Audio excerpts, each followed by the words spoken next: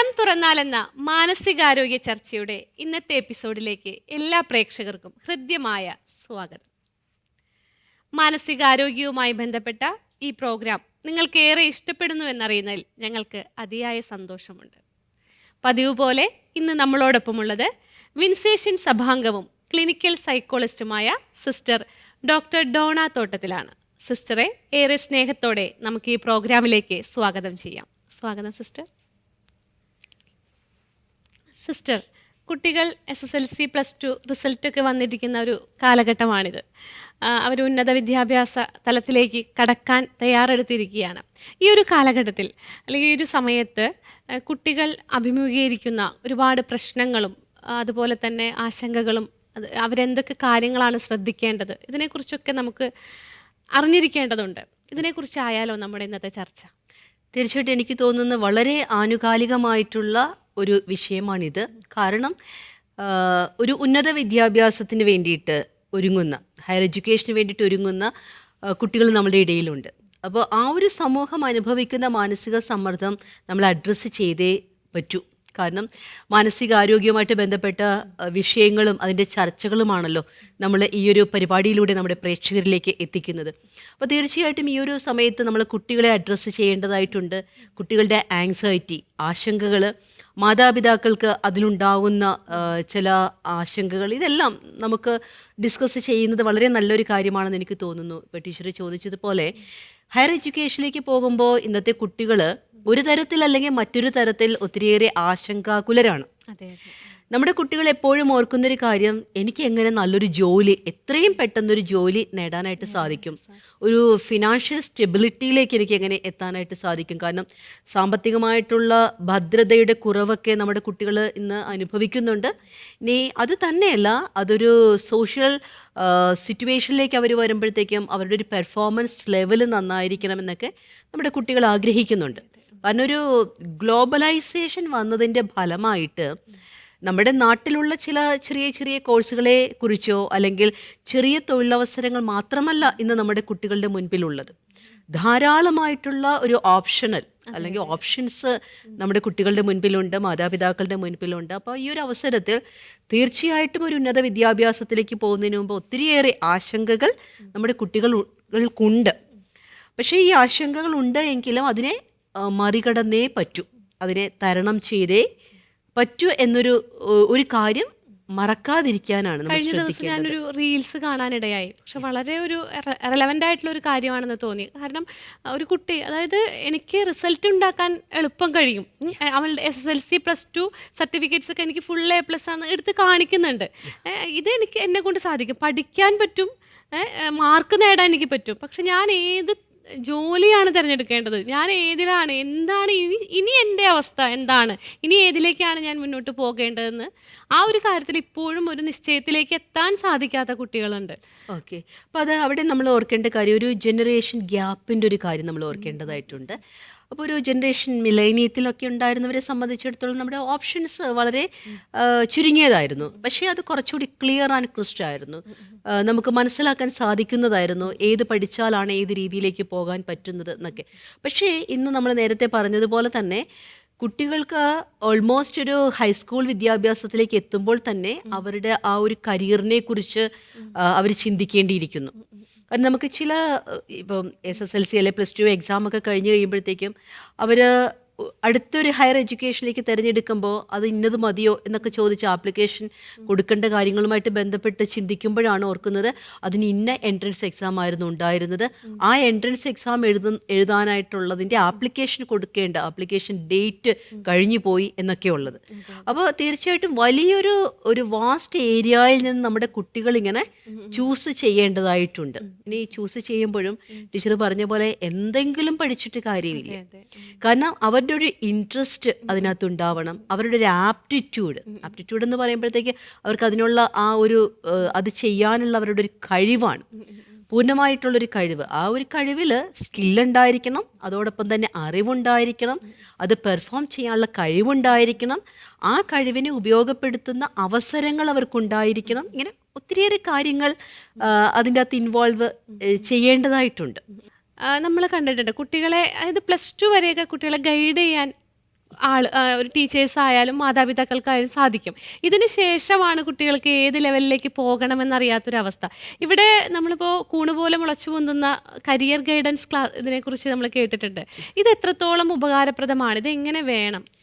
ഞാൻ പറയുവാണെങ്കിൽ ജെനുവിൻ ആണെങ്കിൽ ഈ കരിയർ ഗൈഡൻസ് വളരെ നല്ലൊരു കാര്യമാണ്. പക്ഷെ ഒരു മാർക്കറ്റിംഗ് സിസ്റ്റത്തിലേക്ക് അത് വന്നു കഴിഞ്ഞാൽ കുട്ടികളെ അത് നശിപ്പിക്കുന്നുണ്ട്, മാതാപിതാക്കൾക്ക് അസ്വസ്ഥതയുണ്ടാക്കുന്നുണ്ട്. ഇനിയുള്ളൊരു ജനറേഷന് അവരുടെ കരിയർ ഓപ്ഷൻസിന് അത് വലിയൊരു വിഘാതം വരുത്തുന്നുണ്ട്. പക്ഷേ നല്ല രീതിയിൽ ഇപ്പം നമുക്കറിയാം, പണ്ടത്തെ പോലെയല്ല, കുട്ടികൾക്ക് അതിൻ്റെ ചോയ്സസ് ഉണ്ട്. അപ്പോൾ ആ ചോയ്സസ് ചൂസ് ചെയ്യാനുള്ള ഒരു ഗൈഡൻസ് കൃത്യമായി കൊടുത്തെങ്കിൽ മാത്രമേ അവർക്ക് ആ ഒരു ഗോളിൽ എത്തിച്ചേരാനായിട്ട് സാധിക്കുകയുള്ളൂ. അപ്പോൾ ഇവരുടെ ഒരു സ്കില്ല് അല്ലെങ്കിൽ IQ ലെവല്, ഇവരുടെ ആറ്റിറ്റ്യൂഡ്, ആപ്റ്റിറ്റ്യൂഡ്, അവർക്കൊരു സ്ട്രെസ് ഉണ്ടായാൽ എങ്ങനെ അതിനെ കോപ്പപ്പ് ചെയ്യാനായിട്ട് സാധിക്കും, സമ്മർദ്ദങ്ങളെ തരണം ചെയ്യുന്ന രീതി, ഇതെല്ലാം അസസ് ചെയ്തുകൊണ്ടാണ് ഒരു കുട്ടിക്ക് ഇന്ന കരിയറിലേക്കാണ് അവർക്കൊരു ആപ്റ്റിറ്റ്യൂഡ് ഉള്ളത് എന്ന് പറയുന്നത്. പിന്നെ ചിലപ്പോൾ നമ്മൾ ഓർക്കും അത് മാത്രമല്ല അതിൻ്റെ അകത്തൊരു കാര്യം. ഇപ്പം ഞാൻ എൻ്റെ ഒരു എക്സ്പീരിയൻസ് വെച്ച് പറയുവാണെങ്കിൽ, ഞാൻ പ്രീ ഡിഗ്രി കോഴ്സാണ് കഴിഞ്ഞത്. അപ്പോൾ പ്രീ ഡിഗ്രി ഒക്കെ കഴിഞ്ഞിട്ട് ഞാൻ അതിന് ശേഷം എൻ്റെ ഈ ഒരു ദൈവവിളിയിലേക്ക് കടന്നു വന്നിട്ട് ഒരു ക്ലിനിക്കൽ സൈക്കോളജിസ്റ്റ് ആകുമെന്നൊന്നും ഞാൻ ഒരിക്കൽ പോലും ഓർത്തൊരാളല്ല. പക്ഷേ അവിടെ നമ്മുടെ ഓരോ കാര്യങ്ങൾ അല്ലെങ്കിൽ നമ്മുടെ ഒരു സ്കില്ലൊക്കെ കണ്ടതിന് ശേഷം മേലധികാരികളാണ് നമുക്കൊരു ഓപ്ഷൻ തരുന്നത്, ഗൈഡൻസ് തരുന്നത്. ഹയർ സ്റ്റഡീസിന് പോകുമ്പോൾ ഇന്നതിന് പോയാലോ, അപ്പോൾ ഒരു ടീച്ചിങ് ആൻഡ് നഴ്സിംഗ്. അപ്പോൾ നേഴ്സിംഗ് ആയിരുന്നു ഞങ്ങളുടെ സഭയെ സംബന്ധിച്ചിടത്തോളം ഉള്ളൊരു ആതുര ശുശ്രൂഷ തലം എന്നുള്ളത്. അപ്പോൾ എന്നോട് ചോദിച്ചപ്പോഴും ഞാൻ പറഞ്ഞു, എനിക്ക് ഏതായാലും കുഴപ്പമില്ല, നേഴ്സിംഗ് ആണെങ്കിലും ഓക്കെയാണ്, അല്ലെങ്കിൽ ഒരു ടീച്ചിങ് പ്രൊഫഷൻ ആണെങ്കിലും ഓക്കെയാണ്. കാരണം ഇത് രണ്ടുമാണല്ലോ കൂടുതലായിട്ട് സഭയ്ക്കുള്ള ഒരു പ്രേക്ഷിത രംഗങ്ങളും. അതിന് വേണ്ടിയിട്ട് ഞാൻ ഡിഗ്രി ട്രിപ്പിൾ മെയിൻ ആയിരുന്നു. അതിന് വേണ്ടിയിട്ട് കോളേജിലേക്ക് അയക്കുന്നു. ട്രിപ്പിൾ മെയിനിൽ തന്നെ സൈക്കോളജി ഒരു മെയിനാണ്. അപ്പോൾ സൈക്കോളജി പഠിക്കുന്നു, സൈക്കോളജിയോടൊരു ഇൻട്രസ്റ്റ് ഉണ്ടാവുന്നു. പക്ഷേ ആദ്യകാലത്ത് ഈ സൈക്കോളജി എന്താണെന്ന് പോലും നമുക്കറിയില്ല. എന്തോ ഒരു ഫാസിനേറ്റഡ് ആയിട്ടുള്ള ഒരു സബ്ജക്റ്റ് എന്നുള്ളതേ ഉള്ളൂ. അപ്പോൾ ഞാനതിൻ്റെ അകത്തൊരു എഫേർട്ട് ഇടുന്നു. ദൈവം എനിക്ക് അതിനുള്ള അവസരങ്ങൾ തരുന്നു, ദൈവം സഹായിക്കുന്നു.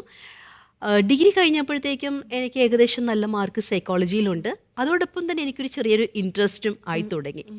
അപ്പോൾ അതിനുശേഷമാണ് അതിൻ്റെ ഒരു PG ലെവലിലേക്ക്, ഒരു പോസ്റ്റ് ഗ്രാജുവേഷൻ ലെവലിലേക്ക് എന്നാൽ സൈക്കോളജി തന്നെ ചെയ്യാമെന്ന് ഓർക്കുന്നു. അപ്പം നമ്മൾ എവിടേക്ക് പറിച്ചു നടപ്പെടുന്നോ അവിടെ ഫുള്ളൊരു എഫേർട്ട് ഇടേണ്ടതായിട്ട് വരുന്നുണ്ട്. അതോടൊപ്പം തന്നെ ദൈവാനുഗ്രഹവും മറ്റുള്ളവരുടെ സാഹചര്യങ്ങൾ നമുക്ക് നൽകുന്ന ഒരു സപ്പോർട്ടും ഒക്കെ വളരെ പ്രധാനപ്പെട്ടൊരു കാര്യമാണ്. ഞാൻ ഇപ്പോഴും ഓർക്കുന്നുണ്ട്, PG ക്ലാസ്സുകളിലൊക്കെ ആണെങ്കിലും ടീച്ചേഴ്സ് തന്ന ആ ഒരു സ്ട്രെങ്ത്. അപ്പോൾ ഞാൻ എൻ്റെ അന്നത്തെ പ്രായത്തിലൊക്കെ ഓർക്കുന്നത്, ഡിഗ്രി കഴിഞ്ഞു PG എന്നൊക്കെ പറയുമ്പോഴത്തേക്കും ചുമ്മാ ഒരു ബുക്കൊക്കെ ആയിട്ട് പോകുന്നു. നമ്മൾ കോളേജുകളുടെ PG ക്ലാസ്സുകളേക്ക് അന്ന് സിനിമയിലേ കണ്ടിട്ടുള്ളൂ. അപ്പോൾ വളരെ ഈസി ആയിട്ട് പോകുന്നു, കുറച്ച് രാഷ്ട്രീയവും അതും ഇതൊക്കെ ആയിട്ട് പോകുന്നു, പിന്നെ കുറച്ച് ക്യാൻറ്റീൻ ഉണ്ടാകും, അങ്ങനെയുള്ള രീതിയിലാണ് നമ്മൾ ഉദ്ദേശിക്കുന്നത്. പക്ഷേ അതിലേക്ക് ചെല്ലുമ്പോഴാണ് മനസ്സിലാകുന്നത് PG എന്ന് പറയുമ്പോൾ നമ്മൾ കുറച്ച് ഇൻ ഡെപ്തായിട്ട് സബ്ജക്റ്റിലേക്ക് പോവുകയാണ്. അപ്പോൾ അത് ഞാൻ മനസ്സിലാക്കേണ്ടിയിരിക്കുന്നു. എൻ്റെ കൂടെയുള്ളവരെ എനിക്ക് അത്രയും പഠിക്കാനുണ്ട്, അല്ലെങ്കിൽ എന്നെ അതിനു വേണ്ടി സപ്പോർട്ട് ചെയ്യണമെന്ന് മനസ്സിലാക്കി അവർ പ്രവർത്തിക്കുന്നു. ടീച്ചേഴ്സ് അതനുസരിച്ച് നമുക്കൊരു അപ്രോച്ചബിൾ ആകുന്നു. സോ അവിടെ നമ്മൾ PG ക്ലാസ്സുകളിൽ വെച്ചാണ് അബ്നോർമൽ സൈക്കോളജിയെക്കുറിച്ച് കൂടുതൽ പഠിക്കുന്നത്. അപ്പോൾ കൂടുതൽ അതിനെക്കുറിച്ചൊരു ഇൻട്രസ്റ്റ് ആകുന്നു. അപ്പോൾ നമുക്കൊരു ഇൻട്രസ്റ്റ് മാത്രം പോരാ, അതിന് വേണ്ടിയിട്ട് ആ ഒരു സ്കില്ല് നേടാനായിട്ട് നമ്മൾ കുറേയൊക്കെ നമ്മുടെ ടൈമും സ്പേസും എനർജിയും എല്ലാം ചെലവഴിക്കേണ്ടതായിട്ട് വരും. നമ്മൾ അതിനു വേണ്ടി പ്രയത്നിക്കേണ്ടതായിട്ട് വരും. അപ്പോൾ അങ്ങനെ പ്രയത്നിക്കുന്നു, അതും കടന്നു വരുന്നു. അതിനുശേഷം ഞാനൊരു സൈക്കാട്രി ഹോസ്പിറ്റലിൽ കൺസൾട്ടൻറ്റ് സൈക്കോളജിസ്റ്റ് ആയിട്ടാണ് ഞാൻ പിന്നെ പോസ്റ്റിംഗ് ആകുന്നത്. അവിടെ വെച്ച് ആണ് ക്ലിനിക്കൽ സൈക്കോളജിയെക്കുറിച്ച് നമ്മൾ കൂടുതൽ അറിയുന്നത്. അപ്പോൾ ഞാനത് പറഞ്ഞു വരാനുള്ളൊരു കാരണം എന്ന് വെച്ച് കഴിഞ്ഞാൽ, നമ്മൾ ഇൻട്രസ്റ്റ് ഉള്ളൊരു മേഖലയിലേക്ക് ചിലപ്പോൾ ആദ്യം തന്നെ വന്ന് വീഴണം എന്നില്ല. നമ്മൾ എവിടേക്കാണോ വരുന്നത് അത് നമുക്ക് കുറച്ചൊക്കെ അഡാപ്റ്റ് ചെയ്യാൻ പറ്റുന്നതാണെങ്കിൽ, ഞാൻ പറയുന്നത് ഒരു 60% നമുക്ക് ഇഷ്ടപ്പെടാൻ പറ്റുന്നൊരു മേഖലയാണെങ്കിൽ ബാക്കി നമ്മളായിട്ടിടുന്നതാണ്. നമ്മളായിട്ട് എഫേർട്ട് ഇടുമ്പോൾ തീർച്ചയായിട്ടും ദൈവം നമ്മുടെ കൂടെ ഉണ്ടാകും. ഞാനും എൻ്റെ പഠനകാലത്തായാലും ഇപ്പോഴാണെങ്കിലും പ്രാർത്ഥിക്കുന്ന ഒരു കാര്യമേ ഉള്ളൂ, ഇപ്പം ഇന്നതായി തീരണം, ഇന്നത് കിട്ടണം എന്നതിനേക്കാൾ ഉപരി ഞാൻ പോകുന്ന വഴി ദൈവത്തിൻ്റേതാകണം, ദൈവം എന്നെ നയിക്കണം, ദൈവം കൂടെ ഉണ്ടെന്ന് എനിക്കൊരു ബോധ്യം തരണം. അതിനുശേഷം പിന്നീട് എംഫിൽ പഠന കാലഘട്ടത്തിലേക്കായാലും പിന്നീട് എൻ്റെ അഡ്വാൻസ് പ്രൊഫഷൻസ് വേണമെന്ന് ഞാൻ ഓർത്തു. കാരണം കുറച്ചുകൂടി ഡീപ്പർ വേയിൽ പഠിച്ചു കഴിഞ്ഞാൽ സയൻറ്റിഫിക് നോളജും അതോടൊപ്പം തന്നെ സ്കില്ലും ഡെവലപ്പ് ചെയ്യാനായിട്ട് സാധിക്കുമെന്ന് ഓർത്തു. സൈഡി ഡോക്ടറേറ്റ് കൂടി എടുത്തു കഴിഞ്ഞപ്പോഴത്തേക്കും എനിക്ക് ഇന്ന് മനസ്സിലാക്കാനായിട്ട് സാധിക്കും, എൻ്റെ തുടക്കത്തിൽ ഞാൻ ഒരിക്കലും ഒരു ക്ലിനിക്കൽ സൈക്കോളജിസ്റ്റ് ആയിട്ടൊരു പ്രൊഫഷണലി ഇതുപോലെയൊരു ശുശ്രൂഷ ചെയ്യുമെന്ന് ഓർത്തിട്ടില്ല. പക്ഷേ കാലങ്ങൾ എന്നെ അതിന് അനുവദിച്ചു. ദൈവം എൻ്റെ കൂടെ ഉണ്ടായിരുന്നു. അപ്പോൾ എനിക്കും ഈ ഒരു സമയത്ത് ഇപ്പോൾ ഉന്നത വിദ്യാഭ്യാസത്തിലേക്ക് പോകുന്നവരോട് പറയാനുള്ളൊരു കാര്യം ഇത് തന്നെയാണ്. നിങ്ങളുടെ മനസ്സ് തുറന്ന് കിട്ടുമ്പോൾ, ഇതാണ് എനിക്ക് ഇഷ്ടപ്പെട്ട ഒരു വിഷയമെന്ന് വരുമ്പോൾ നിങ്ങളതിന് എഫോർട്ട് ഇടേണ്ടതായിട്ടുണ്ട്. നിങ്ങളിടുന്ന എഫോർട്ടിലേക്ക് മറ്റുള്ളവർ നിങ്ങളെ സഹായിക്കേണ്ടതായിട്ടുണ്ട്. അവിടെ തീർച്ചയായിട്ടും ദൈവം നിങ്ങൾക്കൊരു കൃപ നൽകും. അതുകൊണ്ട് പ്രത്യേകിച്ച് ഇങ്ങനെ ആങ്സൈറ്റി ഉണ്ടാവില്ല എന്നല്ല ഞാൻ പറയുന്നത്, ഉണ്ടാകും. എങ്കിലും ഒരു ആത്മവിശ്വാസം നിങ്ങളുടെ കയ്യിൽ ഉണ്ടായിരിക്കുന്നത് വളരെ നല്ലതാണ്. പലപ്പോഴും കോളേജിലെ കുട്ടികൾ പറഞ്ഞു കേട്ടിട്ടുണ്ട്, ഇത് അവരുടെ തീരുമാനത്തിനല്ല ഞാൻ ഈ കോഴ്സ് എടുത്തത്, അല്ലെങ്കിൽ പേരൻസ് നിർബന്ധിക്കുന്നത് മൂലം അങ്ങനെയും വരുന്ന ഒരുപാട് കുട്ടികളുണ്ട്. ഇതിനെ കുറിച്ചിട്ട് നമുക്ക് പേരൻസിന് കൊടുക്കാൻ പറ്റുന്ന? തീർച്ചയായിട്ടും ടീച്ചർ പറഞ്ഞ ഈ ഒരു വിഷയത്തെക്കുറിച്ച് ഒത്തിരി കുട്ടികളുടെ ഇപ്പോൾ ഒത്തിരിയേറെ പഠിച്ചു, പക്ഷേ ജോലിക്ക് പോകാനായിട്ട് സാധിക്കുന്നില്ല, അല്ലെങ്കിൽ അവർക്ക് ഇഷ്ടപ്പെട്ടതല്ല ഫീൽഡ്. മേ ബി ചിലപ്പം പണമുണ്ടാകാം, പ്രസ്റ്റീജ് ഉണ്ടാവാം, എല്ലാം ഉണ്ടാകാം, പക്ഷേ അവർക്ക് അവരുടെ ഉള്ളിൽ നിന്ന് ആ ഒരു ഇഷ്ടം ആ ഒരു പ്രൊഫഷനിലൂടെ എടുക്കാനായിട്ട് സാധിക്കുന്നില്ല. നമ്മൾ പറയുന്ന ഒരു പാഷൻ ഇല്ലാതായി പോകുന്നു. അപ്പോൾ ചിലപ്പോഴൊക്കെ മടുപ്പ് തോന്നിയൊക്കെ വരുന്നവരോടൊക്കെ സംസാരിക്കുമ്പോൾ അവർ പറയുന്നൊരു കാര്യമാണ്, സിസ്റ്റർ ആ ഒരു സമയത്ത് ഞങ്ങളെ പ്രഷർ ചെയ്തു.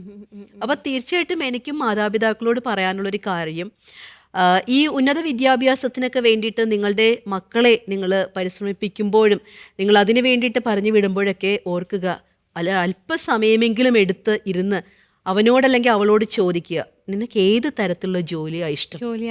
ഇപ്പം ഇങ്ങനെ ഭയങ്കര ഹൈപ്പർ ആക്റ്റീവായിട്ട് അവിടെ ഇവിടെ ഓടിച്ചാടി നടക്കുന്ന ഒരു കുട്ടിയെ സംബന്ധിച്ചിടത്തോളം നമ്മൾ പിടിച്ച് ഒരു ക്ലറിക്കൽ ആസ്പെക്റ്റിലേക്ക് ഇട്ട് കഴിഞ്ഞാൽ ആ കുട്ടിക്ക് അവിടെ, അല്ലെങ്കിൽ ആ ഒരു വ്യക്തിക്ക് അവിടെ പ്രശോഭിക്കാൻ സാധിക്കില്ല എന്ന് തന്നെയല്ല, അവനൊരു സങ്കടത്തിലേക്ക് പോകും. അവൻ്റെ പാഷൻ അനുസരിച്ച് അവനെ തിരിച്ചുവിടാൻ നമുക്ക് സാധിക്കണം അല്ലേ? ഞാൻ പറയുന്നത് മാതാപിതാക്കളാണ് അതിന് ഏറ്റവും വലിയ കരിയർ ഗുരു എന്ന് ഞാൻ പറയും. കാരണം മാതാപിതാക്കൾക്കറിയാം എൻ്റെ മക്കളുടെ ഇൻട്രസ്റ്റ്, അല്ലെങ്കിൽ അവൻ എത്രമാത്രം കഴിവുകളുണ്ട്, ചില കാര്യങ്ങൾ അവൻ ചെയ്യുമ്പോൾ എത്ര ആർട്ടിസ്റ്റിക് ആയിട്ടാണ്. സിസ്റ്റർ പറയുമ്പോഴേ ഇൻട്രസ്റ്റും കഴിവുകളൊക്കെ, ഇപ്പം ഞാനെന്നുള്ളൊരു അമ്മ എനിക്ക് മനസ്സിലാവും, +2 പഠിക്കുന്ന ഒരു കുട്ടിയുടെ അമ്മയായതുകൊണ്ട് എനിക്കറിയാം, അത് നമുക്കറിയാം ഇവന് ഇതാണ് ഇൻട്രസ്റ്റ്, അല്ലെങ്കിൽ ഇവൻ ഇതാണ് ഇതിലേക്കാണ് പോകേണ്ടതെന്നൊക്കെ അറിയാം. പക്ഷെ നമുക്കും കൃത്യമായിട്ടുള്ള ഒരു എന്താണ് അടുത്ത എന്തിലേക്കാണ് അവനെ വിടേണ്ടത്, അല്ലെങ്കിൽ ഇത് പഠിച്ചാൽ ഈ കോഴ്സ് പഠിച്ചാൽ ഇങ്ങനെ ആവും, ഇതിനെക്കുറിച്ചുള്ള കൃത്യമായൊരു ധാരണ മാതാപിതാക്കൾക്കും ഇല്ല എന്നുള്ളതാണ്. അത് മുൻ തലമുറയിൽ അല്ലെങ്കിൽ നമ്മുടെ ചേച്ചിയോ ചേട്ടനോ അവരൊക്കെ പോയ പോലെ ആ രീതിയിൽ കൂടുതലും മെഡിസിൻ എൻട്രൻസ് മെഡിസിൻ എഞ്ചിനീയറിംഗ് എന്നുള്ള ഒരു രീതിയിലേക്ക് പോകുന്ന രീതിയാണ്. അത് തീർച്ചയാണ്. ഇപ്പം ഞാനും ഓർക്കുകയാണ്, ഞാനൊക്കെ ഒരു PDC അല്ലെങ്കിൽ പ്രീ ഡിഗ്രി കഴിഞ്ഞ ഒരു കാലഘട്ടങ്ങളിൽ എന്ന് വെച്ച് കഴിഞ്ഞാൽ B.Edന് പോകാം, നേഴ്സസ് അല്ലെങ്കിൽ ലോയേഴ്സ്, അങ്ങനെ ഒരു സ്പെസിഫിക് ആയിട്ടുള്ള കുറേ പ്രൊഫഷണൽസ് മാത്രമേ ഉള്ളൂ. പക്ഷെ ഇന്ന് അതല്ല. അവിടെയാണ് ഈ ജനറേഷൻ ഗ്യാപ്പ് വന്നിരിക്കുന്നത്. കാരണം ഇപ്പോൾ ആ ഒരു പ്രായത്തിലുള്ള ഒരു മാതാപിതാക്കൾക്ക് ഒരിക്കലും മക്കൾക്ക് ഇന്നതിന് പോകാം എന്ന് പറയാൻ പറ്റില്ല. കാരണം ഇന്ന് ഒത്തിരി ഓപ്ഷൻസ് ഉണ്ട്. ഈ ഓപ്ഷൻസിനെ മുഴുവനും അറിയണമെങ്കിൽ ഇന്നത്തെ ഒരു കാലഘട്ടത്തിൽ ഈ കരിയറുമായിട്ട് ബന്ധപ്പെട്ട് അതുമായിട്ട് റിലേറ്റ് ചെയ്ത് ജീവിക്കുന്നവരായിരിക്കണം, പഠിക്കുന്നവരായിരിക്കണം, അത് പറഞ്ഞു കൊടുക്കുന്നവരായിരിക്കണം. അപ്പോൾ നമുക്ക് ഒരു കുഞ്ഞിൻ്റെ സ്കിൽ എന്തൊക്കെയാണ്, അവന് ഏത് രീതിയിലുള്ള കാര്യങ്ങൾ ചെയ്യാനായിട്ട് സാധിക്കും എന്ന് അപ്പനും അമ്മയ്ക്കൊക്കെ കുറച്ചൊക്കെ മനസ്സിലാകും. ബാക്കി എനിക്ക് തോന്നുന്നു ടീച്ചേഴ്സിന് ഇതിനകത്ത് വലിയൊരു പങ്കുണ്ട്. കാരണം ടീച്ചേഴ്സിന് അറിയാം ഈ കുട്ടികൾക്കൊക്കെ ഏത് തരത്തിലുള്ള ഒരു രീതിയാണ് അവനുള്ളത്, ഏത് സ്കില്ലിലേക്കാണ്, അല്ലെങ്കിൽ ഏത് പ്ലാറ്റ്ഫോമിൽ ഇവന് വിജയിക്കാനായിട്ട് സാധിക്കും, കൂടുതൽ അറിയാൻ സാധിക്കുക. അപ്പോൾ ഞാൻ പറയുന്ന ടീച്ചേഴ്സിന് ഈ കരിയർ ഗൈഡൻസുമായിട്ടുള്ള, അല്ലെങ്കിൽ ഈ ജോബ് ഓപ്ഷൻസിന്, കരിയർ ഓപ്ഷൻസിന് ഒരു അവയർനെസ് ഒക്കെ കൊടുക്കുന്നത് വളരെ നന്നായിരിക്കും. സ്കൂളുകളിലായാലും അങ്ങനത്തെ ക്ലാസ്സുകളൊക്കെ വെക്കുന്ന കോച്ചിങ് കൊടുക്കുന്നത് നല്ലതാണ്. ഞാൻ നേരത്തെ പറഞ്ഞ പോലെ ഒരു ജെനുവിൻ ആണെങ്കിൽ ഒരു കരിയർ ഗൈഡൻസ് വളരെ വളരെ നല്ലൊരു കാര്യമാണ്. അപ്പോൾ കുട്ടികളെയൊക്കെ നമുക്ക് ഒരു ഹൈസ്കൂൾ വിദ്യാഭ്യാസത്തിലേക്കൊക്കെ വരുമ്പോഴത്തേക്ക് തന്നെ സ്കൂളുകൾ സംഘടിപ്പിക്കണം കരിയർ ഓറിയൻറ്റേഷൻസ്. അതെ അതെ അപ്പോൾ അത് ഇന്ന കരിയേഴ്സ് ഉണ്ട്. കാരണം നമ്മളൊന്നും നമ്മുടെയൊക്കെ കൊച്ചുനാളിൽ അല്ലെങ്കിൽ സ്കൂൾ വിദ്യാഭ്യാസ കാലഘട്ടത്തിൽ കണ്ടിട്ടില്ലാത്ത കേട്ടിട്ടില്ലാത്ത ഓപ്ഷൻസ് ഇന്നുണ്ട്. അതെ അതെ ഇന്ന് അതിനുള്ള ഇപ്പോൾ ഇൻഫോർമേഷൻ കാര്യങ്ങൾ ടെക്നോളജി വികസിച്ചിരിക്കുന്നു. അപ്പോൾ ഏത് കാര്യത്തിനും ഇപ്പം ഞാൻ എപ്പോഴും ഒരു സൈക്കോളജി എന്നൊക്കെ പറയുമ്പോൾ ഞാനൊക്കെ എൻ്റെ പണ്ടത്തെ ഒരു കാലഘട്ടത്തിൽ സൈക്കോളജി അത് മാത്രമേ കേട്ടിട്ടുള്ളൂ. പക്ഷേ ഈ അപ്ലൈഡ് സൈക്കോളജി അതിന് ശാഖോപശാഖകളായിട്ട് അത് തിരിഞ്ഞിരിക്കുവാണ്. അപ്പം ഇന്ന് ഏത് ഒരു കാര്യത്തിനും ഇപ്പം നമ്മളൊരു ഡ്രസ്സ് എടുക്കാനായിട്ട് നമ്മളൊരു ടെക്സ്റ്റൈൽസിലേക്ക് ചെന്നേ, അവിടെ ഈ കൺസ്യൂമർ സൈക്കോളജിസ്റ്റ് അതിൻ്റെ കളർ കോമ്പിനേഷൻസ് നമ്മുടെ ഇൻട്രസ്റ്റ് ഇതെല്ലാം അറിഞ്ഞുകൊണ്ടാണ് അവരതിനെ ഡിസൈൻ ചെയ്യുകയും കാര്യങ്ങളൊക്കെ ചെയ്യുന്നത്. അപ്പോൾ ഞാനിങ്ങനെ പറയുകയാണ്, ഒരു സബ്ജക്റ്റേ ഉള്ളൂ എങ്കിലും അതിന് ആപ്ലിക്കേഷണൽ ആയിട്ടുള്ള കാര്യങ്ങൾ കുറേയുണ്ട്. അതെ അതെ അതെ ഇതുപോലെ പല നമുക്ക് ചിന്തിക്കാൻ പോലും പറ്റാത്തത്ര രീതിയിലുള്ള വാസ്റ്റ് ഏരിയയിലാണ് ഇന്ന് കരിയർ ഗൈഡൻസ് കിടക്കുന്നത്, അല്ലെങ്കിൽ നമ്മുടെ കരിയർ ഓപ്ഷൻസ് കിടക്കുന്നത്. പിന്നെ ഇപ്പോൾ ശ്രദ്ധിക്കുന്ന ഒരു കാര്യമാണ് ഉന്നത വിദ്യാഭ്യാസത്തിനായി വിദേശ രാജ്യങ്ങളിലേക്ക് പോകുന്നവരുടെ എണ്ണം കൂടുന്നു എന്നുള്ളത്. ഇതിനെക്കുറിച്ചും നമുക്ക് ഈ ഒരു ചർച്ചയിൽ ഉൾപ്പെടുത്തേണ്ടതാണിത്. തീർച്ചയായിട്ടും. കാരണം പണ്ടത്തെ ഒരു കാലഘട്ടത്തിലൊക്കെ എന്ന് വെച്ച് കഴിഞ്ഞാൽ നമ്മുടെ നാട്ടിലുള്ള ജോബുകൾ, ഗവൺമെന്റ് ജോബുകളൊക്കെ എങ്ങനെയെങ്കിലും കൈക്കലാക്കണം, അല്ലെങ്കിൽ നാട്ടിൽ തന്നെ നിൽക്കാനായിട്ടായിരുന്നു കൂടുതൽ ഇഷ്ടപ്പെട്ടിരുന്നത്. ഇന്ന് ഒരു ജീവിത നിലവാരം, ഒരു ക്വാളിറ്റി ഓഫ് ലൈഫ് കൂട്ടണം എന്നുള്ളതാണ് എല്ലാവർക്കും തന്നെ ഒരു ആഗ്രഹം. അപ്പോൾ വിദേശ രാജ്യങ്ങളിലേക്ക് പോകുമ്പോൾ അതിനനുസരിച്ചുള്ള ഒരു കൾച്ചർ ഡെവലപ്മെൻറ്റ് വരുന്നത് പോലെയും, അല്ലെങ്കിൽ ഫിനാൻഷ്യലായിട്ടുള്ളൊരു ഫ്രീഡം, അവരനുഭവിക്കുന്ന ആ ഒരു ജീവിതത്തിൻ്റെ കുറച്ചുകൂടി ഉന്നതിയിലെത്തിയിരിക്കുന്ന, നമ്മൾ പറഞ്ഞ ഒരു സോ കോൾഡ് ഉന്നതിയിൽ ഉള്ള കാര്യങ്ങളെക്കുറിച്ചൊക്കെയാണ് അവർ ചിന്തിക്കുന്നത്. എനിക്ക് തോന്നുന്നു ഈ അടുത്തിടയ്ക്കൊക്കെ ഇറങ്ങിയ ചില മൂവിയിലൊക്കെ അതിനെക്കുറിച്ചൊക്കെ പരാമർശിക്കുന്നുണ്ട്. കാരണം വിദേശ രാജ്യം, അതായത് ഇവിടെ കുറച്ചൊക്കെ ഉഴപ്പി നടന്നാലും കുഴപ്പമില്ല, എങ്ങനെയെങ്കിലും പണമൊക്കെ ഒപ്പിച്ച് വിദേശത്തേക്ക് പോകണം, വിദേശത്ത് ചെന്നാൽ തന്നെ വലിയ സ്വപ്നലോകം എന്നൊക്കെ ഓർക്കും. പക്ഷെ അവിടുത്തെ കഷ്ടപ്പാടുകൾ, നമ്മൾ A to Z നമ്മൾ തന്നെ ചെയ്യേണ്ടി വരുന്ന കാര്യങ്ങൾ, കഷ്ടപ്പാട്, ഇതൊക്കെ എൻ്റെ അകത്ത് കാണിക്കുന്നുണ്ട്.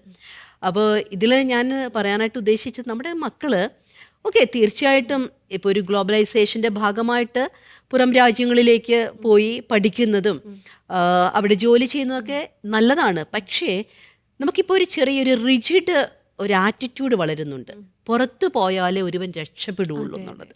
അപ്പോൾ അത് പുറത്തു പോകാനായിട്ട്, അല്ലെങ്കിൽ വിദേശ രാജ്യങ്ങളിലേക്ക് പോകാനായിട്ട് അതിനുവേണ്ടി മാത്രം പഠിക്കുന്നവർ, അതിനുവേണ്ടി മാത്രം പണം ചെലവഴിച്ചിട്ട് കാത്തിരിക്കുന്നവർ, അപ്പോൾ ഒരിക്കലും ഇത് നടക്കാതെ വന്നാൽ അവരുടെ ജീവിതം തന്നെ മങ്ങിപ്പോകുന്ന ഒരു അവസ്ഥയിലേക്ക് വരികയാണ്. അപ്പോൾ നമ്മൾ ഓർക്കേണ്ട കാര്യം, എവിടെയായിരുന്നാലും നമുക്കൊരു തൊഴിൽ ചെയ്ത് മാന്യമായിട്ട് ജീവിക്കാനായിട്ടുള്ളൊരാഗ്രഹമാണ് ഉണ്ടാവേണ്ടത്. അല്ലാതെ വിദേശ രാജ്യത്ത് പോയാലേ എൻ്റെ ജീവിതം നന്നാകുള്ളൂ എന്നൊന്നും ഓർക്കരുത്. പിന്നെ ഈ പറയുന്ന ഇങ്ങനെ പോകുന്നു, ചേക്കേറുന്നു, അല്ലെങ്കിൽ വിദ്യാഭ്യാസത്തിന് വേണ്ടി, തുടർ പഠനത്തിന് വേണ്ടിയിട്ട്, ജോലിക്ക് വേണ്ടിയിട്ട് പുറം രാജ്യങ്ങളിലേക്ക് നമ്മുടെ രാജ്യത്ത് നിന്ന് അധികം യുവതി യുവാക്കൾ യൂത്ത് പോകുന്നുണ്ടെങ്കിൽ അത് നമ്മുടെ ഭരണ സംവിധാനം അതിനെ കുറച്ചുകൂടി ക്രൂഷ്യലായിട്ട് കാണേണ്ട ഒരു കാര്യമുണ്ട്. എന്തുകൊണ്ടാണ് വളരെ മികച്ചൊരു വിദ്യാഭ്യാസ സ്ഥാപനങ്ങളും ഇതെല്ലാം നമുക്കുണ്ട്, പക്ഷെ ഇതിനെക്കുറിച്ചുള്ളൊരു അവയർനെസ് ഇവർക്ക് കിട്ടുന്നില്ല എന്നുള്ളതും കാര്യം തന്നെയാണ്. തീർച്ചയായിട്ടും നമ്മുടെ ഭരണ സംവിധാനം അതിന് വേണ്ടിയിട്ടുള്ള കാര്യങ്ങൾ ചെയ്യേണ്ടതായിട്ടുണ്ട്.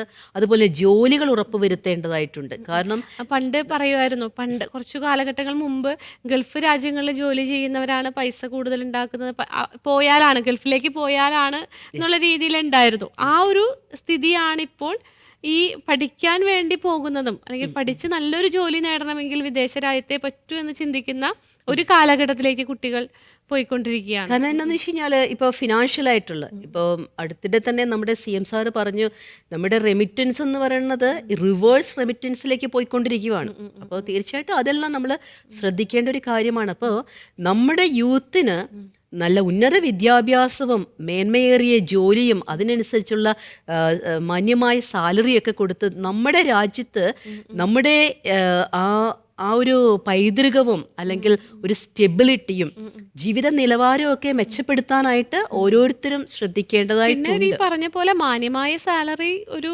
അത്യാവശ്യ ഘടകം തന്നെയാണ്. അത് പലപ്പോഴും കിട്ടാതെ വരുന്നുണ്ട് നമ്മുടെ നാട്ടില്. അതുകൊണ്ട് തന്നെ പോകുന്ന കുട്ടികളും ഉണ്ട്. കാരണം അതുകൊണ്ട് തന്നെ കുട്ടികളുടെ മനസ്സിൽ എന്താണ്, അങ്ങനെ ചെയ്തില്ല എന്നുണ്ടെങ്കിൽ എൻ്റെ ജീവിതം ചുമ്മാതെ ആയി പോകും, ഇവിടെ കിടന്ന് ഞാൻ അധ്വാനിച്ചിട്ട് കാര്യമൊന്നുമില്ല. കാരണം എനിക്ക് ചില കേസുകൾ കിട്ടിയത് വരെ ഞാൻ ഓർക്കുകയാണ്, വിദേശ രാജ്യങ്ങളിലേക്ക് ജോലിക്ക് പോകാനായിട്ട് ചിന്തിച്ചിരുന്നിട്ട് പോകാനായിട്ട് സാധിക്കാതെ വന്നതിന്റെ പേരിൽ ആത്മഹത്യക്ക് പോലും അതും ഒരുങ്ങിയ മക്കള്. ചർച്ചാ വിഷയമാക്കേണ്ട ഒരു കാര്യമാണ് ആത്മഹത്യാ പ്രവണത ഈ ഒരു മേഖലയിൽ അല്ലെങ്കിൽ ഈ ഒരു കാലഘട്ടത്തിൽ കൂടി വരുന്ന കാണുന്നുണ്ട് നമ്മള്. തീർച്ചയായിട്ടും നമ്മൾ ചിന്തിക്കേണ്ടത് അവനവൻ തന്നെ ചിന്തിക്കുക, എൻ്റെ ജീവിതം ഇങ്ങനെ ഒരു ചെറിയൊരു കാഴ്ചപ്പാടിലേക്ക് ഒതുക്കി മാത്രം ഞാൻ ജീവിക്കേണ്ട ആളല്ല. എനിക്ക് ഇതല്ലെങ്കിലും വേറെ ഏത് തൊഴിലെടുത്തും എനിക്ക് ജീവിക്കാനായിട്ട് സാധിക്കും എന്നൊരു മനക്കരുത്ത് നമ്മുടെ മക്കൾക്കുണ്ടാവണം. അതോടൊപ്പം തന്നെ നമ്മുടെ മക്കൾ പോകുന്നതിൻ്റെ കാരണങ്ങളെക്കുറിച്ച് കൂലങ്കഷമായിട്ട് തന്നെ ചിന്തിച്ച് അതിന് വേണ്ട നടപടികളും അത് സാമൂഹ്യ സ്ഥിതി അനുസരിച്ചും രാഷ്ട്രീയ സ്ഥിതി അനുസരിച്ചും അതിനുള്ളൊരു നടപടി എടുക്കുകയും വേണമെന്നാണ് എനിക്ക് തോന്നുന്നത്. പരീക്ഷകളായാലും തൊഴിലവസരങ്ങളായാലും എവിടെയും നമ്മൾ കാണുന്നത് ഒരു മത്സരമാണ് അല്ലേ? അപ്പോൾ ഈ മത്സരങ്ങൾ തന്നെ പലവർക്കും മാനസികമായിട്ടുള്ള പറഞ്ഞ പോലെ റിസൾട്ട് ഉണ്ടാക്കാൻ സാധിക്കും. അതിന് പകരം മാനസികമായ തലത്തിൽ അവരുടെ ഒരു മാനസിക തലം മെച്ചപ്പെടുത്താൻ നമുക്ക് ചെയ്യേണ്ട കാര്യങ്ങൾ എന്തൊക്കെയാണ്? ഈ ആത്മഹത്യ എന്നുള്ളത് ഇന്നത്തെ ഒരു കാലഘട്ടത്തിൽ വളരെ ഒരു പ്രശ്നമായിട്ട് നിൽക്കുന്നൊരു കാര്യമാണ്. പ്രത്യേകിച്ച് ഈ ടീനേജിൻ്റെ ഇടയിൽ അല്ലെങ്കിൽ ഇപ്പോൾ ഈ ചെറിയ ഒരു 20-25 പ്രായത്തിലുള്ള കുട്ടികളൊക്കെ ഒരു യുവാക്കൾക്കിടയിൽ അല്ലെങ്കിൽ യുവതികൾക്കിടയിൽ ഉണ്ടാകുന്നൊരു പ്രശ്നമാണ്. നമുക്കറിയാം, ഈ അടുത്തിടെ തന്നെ ഒരു നമ്മുടെ നീറ്റ് പരീക്ഷ മാറ്റിവെക്കേണ്ടതായിട്ട് വന്നു, റദ്ദാക്കി മാറ്റിവെക്കേണ്ടതായിട്ട് വന്നു. ഏകദേശം എൻ്റെ ഓർമ്മ ശരിയാണെങ്കിൽ വാർത്താ മാധ്യമങ്ങളിലൂടെ ഞാൻ അറിഞ്ഞത് 5 കുട്ടികളോളം ഇപ്പോൾ തന്നെ ആത്മഹത്യ ചെയ്തു കഴിഞ്ഞു. പലരും ആത്മഹത്യയുടെ വക്കിലാണ്. ഇപ്പോൾ ഒരു ക്ലിനിക്കൽ സൈക്കോളജിസ്റ്റ് ആയതുകൊണ്ട് തന്നെ എനിക്കറിയാം നമുക്ക് വരുന്ന കേസസിൻ്റെ എണ്ണം കൂടുകയാണ്. കാരണം കുട്ടികളുടെ ഈ സമ്മർദ്ദം താങ്ങാനാവുന്നില്ല അവർക്ക്. ഇതുപോലെയുള്ള ഇവരുടെ കോച്ചിങ് സെന്ററുകളിൽ നിന്നുള്ള ആ ഒരു സമ്മർദ്ദമെല്ലാം ഇവിടെ പറയേണ്ട ഒരു അത്യാവശ്യ ഇതാണ്. പി എസ് സി നിയമനങ്ങൾ നടക്കാതെ വരുമ്പോൾ ഒരു PSC ലിസ്റ്റിലെത്താൻ വേണ്ടി ഒരു കുട്ടി എടുക്കുന്ന എഫേർട്ട് ഉണ്ട്. എത്രയോ വർഷങ്ങൾ ഇരുന്ന് പഠിച്ചിട്ടാണ് ആ റാങ്ക് ലിസ്റ്റിലെത്തുന്നത്. പക്ഷേ ഒരു 3 വർഷവും 4 വർഷവും ആ റാങ്ക് ലിസ്റ്റ് നിലവിൽ നിന്നിട്ടും അതിൽ ഒരു ജോലിയിലേക്ക് എത്താൻ സാധിക്കാത്ത ഫസ്റ്റ് റാങ്കുകാരിക്ക് പോലും ജോലിയില്ല എന്ന് പറഞ്ഞ ഒരവസ്ഥയിലേക്ക് വരുന്നുണ്ട്. അതൊക്കെ കാരണം എനിക്ക് തോന്നുന്നത് ഇപ്പം നമ്മൾ ആങ്സൈറ്റി റിലേറ്റഡ് ആയിട്ടുള്ള ഇഷ്യൂസ്, അതുപോലെ തന്നെ യുവാക്കളുടെ യൂത്തിൻ്റെ ഇടയിലുള്ള ലഹരിയുടെ ഉപയോഗത്തിൻ്റെ വർദ്ധമാനപരമായിട്ടുള്ളൊരു കാര്യമൊക്കെ ചിന്തിക്കുമ്പോൾ മാം പറഞ്ഞതുപോലെ ഇങ്ങനെയുള്ള കാര്യങ്ങൾ നമ്മൾ ശ്രദ്ധിക്കേണ്ടതായിട്ടിരിക്കുന്നു. കാരണം ഒരു ജസ്റ്റിസ് നടക്കാതെ വരുമ്പോൾ, അതായത് ഒരു നീതി നടക്കാതെ വരുമ്പോൾ ചിലപ്പം ശബ്ദിക്കാനായിട്ട് സാധിച്ചു എന്ന് വരില്ല. കാരണം എല്ലാവർക്കും ഒരേപോലെ ഈ ഇൻജസ്റ്റിസിനെതിരെ ശബ്ദമുയർത്താൻ പറ്റില്ല. അപ്പോൾ ചിലപ്പോഴൊക്കെ ശബ്ദമില്ലാത്തവൻ്റെ ശബ്ദമായി വരുന്നത് അവൻ്റെ തന്നെ ജീവിതത്തിൻ്റെ അധോഗതികളായിരിക്കും. അപ്പോൾ നമ്മൾ പറയുന്നു നമ്മുടെ മക്കൾ ഇങ്ങനെ എന്താ ചെയ്യുന്നത്, അല്ലെങ്കിൽ മാനസിക സമ്മർദ്ദങ്ങൾ കൂടുന്നു, യുവജനങ്ങൾ ജോലിക്ക് എത്തുന്നില്ല, അല്ലെങ്കിൽ വേണ്ട രീതിയിൽ അവരുടെ ഒരു പെർഫോമൻസ് വരുന്നില്ല, ജീവിതം ഉയർത്തുന്നതിന് പകരം പലതരത്തിലുള്ള ലഹരി വസ്തുക്കൾ കടിപ്പെട്ടു പോകുന്നു എന്നൊക്കെ പറയുമ്പോൾ നമ്മൾ ചിന്തിക്കേണ്ടത് സാമൂഹിക സാംസ്കാരിക രാഷ്ട്രീയ രംഗങ്ങളിൽ ചില അധപതനങ്ങൾ നമ്മുടെ മക്കളെ ഇതിലേക്ക് നയിക്കുന്നുണ്ട്. അതും നമ്മൾ ഈ ഒരു മാനസിക ആരോഗ്യവുമായിട്ട് ബന്ധപ്പെട്ട ചർച്ചകളിൽ നമ്മൾ കുറച്ചുകൂടി ചിന്തിക്കേണ്ടതാണ്. ഇത് കേൾക്കുന്ന പ്രേക്ഷകരും ഇതോടൊപ്പം തന്നെ ശ്രദ്ധിക്കേണ്ടത് നല്ലതാണെന്ന് എനിക്ക് തോന്നുന്നു. വിദ്യാഭ്യാസ മേഖലകൾ, വിദ്യാഭ്യാസ സ്ഥാപനങ്ങൾ ഉണ്ടാക്കുന്നതിനോടൊപ്പം തന്നെ മികച്ച തൊഴിലവസരങ്ങളും നൽകുക എന്നുള്ളത് നമ്മുടെ ഗവൺമെന്റ് ശ്രദ്ധിക്കേണ്ട ഒരു കാര്യമാണല്ലേ? തീർച്ചയായിട്ടും ഇവിടെയൊക്കെ നമ്മൾ ശ്രദ്ധിക്കേണ്ട ഒരു കാര്യം, ഓരോ മനുഷ്യനും അവനവനിൽ തന്നെ അവനൊരു ഉറപ്പുണ്ടാവണം. നമ്മൾ പറഞ്ഞൊരു സെൽഫ് കോൺഫിഡൻസ് എന്ന് പറയുന്ന കാര്യം ചിലരൊക്കെ പറഞ്ഞ് കേട്ടിട്ടുണ്ട്. ഒത്തിരിയേറെ പഠിച്ചു പക്ഷെ ജീവിക്കാൻ അറിയില്ല. അപ്പോൾ വിദ്യാഭ്യാസം എന്നത് ചിന്താശേഷിയെ വർദ്ധിപ്പിക്കുന്നു, അതുപോലെ തന്നെ ജീവിത നൈപുണ്യത്തെയും. അപ്പോൾ നമുക്ക് പ്രത്യേകിച്ച് നമ്മുടെ ഈ യൂത്തിനോട് നമുക്ക് പറയാനുള്ളൊരു കാര്യം ഇതാണ്: നിങ്ങളുടെ ഇഷ്ടത്തിനനുസരിച്ചുള്ള, നിങ്ങളുടെ കഴിവിനനുസരിച്ചുള്ള സ്കില്ലിനനുസരിച്ചുള്ള അതോടൊപ്പം തന്നെ നമ്മുടെ ഇന്നത്തെ ഒരു കൾച്ചറിനും ഈ ആനുകാലികമായിട്ടുള്ള പ്രസക്തിക്കും അനുസരിച്ചുള്ള പഠനങ്ങളും കാര്യങ്ങളും വരുന്നതിനോടൊപ്പം തന്നെ നിങ്ങളുടെ മനസ്സും സ്വസ്ഥമാക്കുക. അതോടൊപ്പം തന്നെ നിങ്ങൾക്കും ജോലികൾ ചെയ്യാനായിട്ട് സാധിക്കും. അതുപോലെ നിങ്ങൾക്കും നിങ്ങളുടെ ജീവിത നിലവാരം ഉയർത്താനായിട്ട് സാധിക്കുമെന്നുള്ള നിങ്ങളിൽ തന്നെയുള്ളൊരു കോൺഫിഡൻസ് ഉണ്ടാക്കുക. അതിന് ദൈവത്തോടൊപ്പം സഞ്ചരിക്കുക, ദൈവാശ്രയ ബോധത്തിൽ ആയിരിക്കുക. നമ്മളെല്ലാവരും ഓർക്കുക, നമ്മളെ എല്ലാ കാലത്തും ജീവിക്കേണ്ടവരല്ല, പക്ഷേ ഈ ഒരു കാലഘട്ടത്തിൽ ജീവിക്കേണ്ടവരാണ്. ജീവിക്കുന്ന കാലഘട്ടത്തിൽ നമ്മുടെ ജീവിതം ഒരു വ്യക്തിമുദ്ര പതിപ്പിച്ച് കടന്നു പോകാനായിട്ട് എല്ലാവർക്കും ദൈവം അനുഗ്രഹം നൽകട്ടെ എന്ന് ആശംസിക്കുന്നു. മനം തുറന്നാലെന്ന മാനസികാരോഗ്യ ചർച്ചയുടെ ഇന്നത്തെ എപ്പിസോഡ് ഇവിടെ അവസാനിക്കുകയാണ്. ചർച്ചയിൽ പങ്കെടുത്ത സിസ്റ്റർ ഡോക്ടർ ഡോണ തോട്ടത്തിലിന് ഏറെ സ്നേഹത്തോടെ നന്ദി അറിയിക്കുന്നു. നന്ദി സിസ്റ്റർ. പുതിയൊരു വിഷയവുമായി അടുത്ത ആഴ്ച ഇതേ ദിവസം ഇതേ സമയം നമുക്ക് കണ്ടുമുട്ടാം. അതുവരെ ഏവർക്കും നന്ദി.